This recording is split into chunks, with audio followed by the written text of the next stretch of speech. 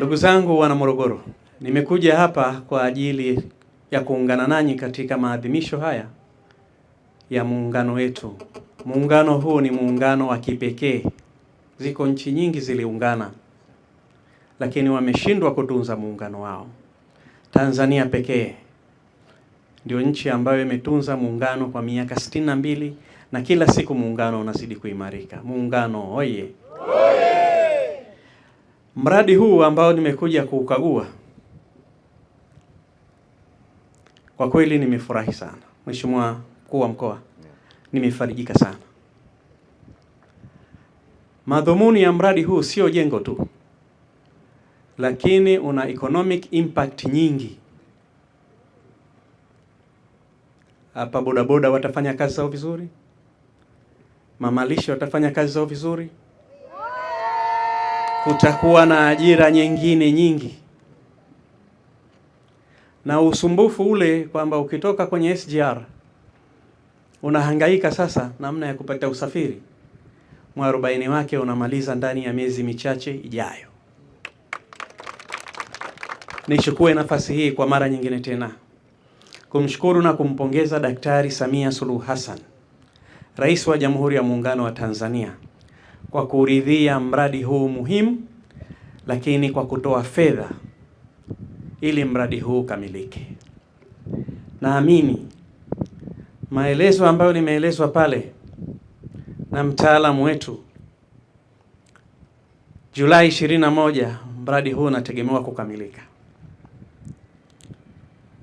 Nielekeze wakandarasi wetu waendelee kusimamia mkataba wao ili ikifika Julai 21 na ikiwezekana kabla, mradi huu umekamilika, ili wana Morogoro waweze kutumia matunda ya muungano na matunda ya Daktari Samia Suluhu Hassan.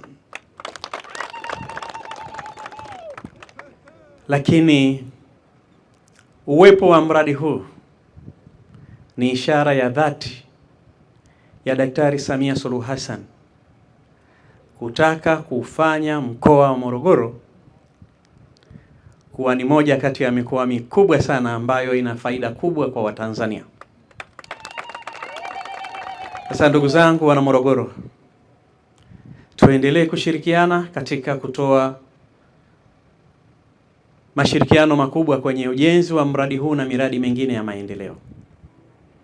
Lakini tuendelee kutunza amani yetu. Lakini tuendelee kuhakikisha kwamba tunasaidiana na tunashirikiana katika mambo yote ambayo yanaleta mafanikio kwa mkoa wetu wa Morogoro na Tanzania kwa ujumla. Naomba sana tuendelee kutoa taaluma kwa wenzetu juu ya muungano na umuhimu wake. Muungano oye! Vijana hawa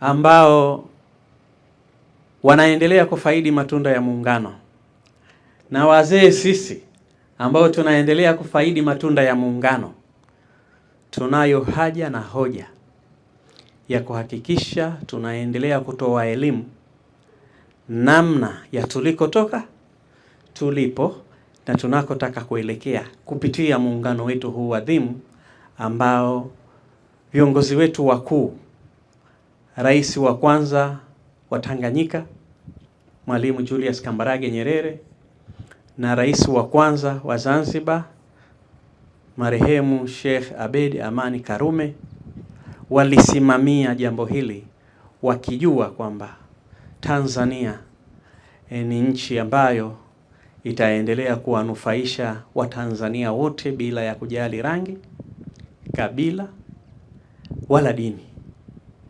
Hii ni Chum TV, usisahau kusubscribe, kulike, kucomment na kushare. Pia unaweza kutufollow kupitia WhatsApp Chum TV.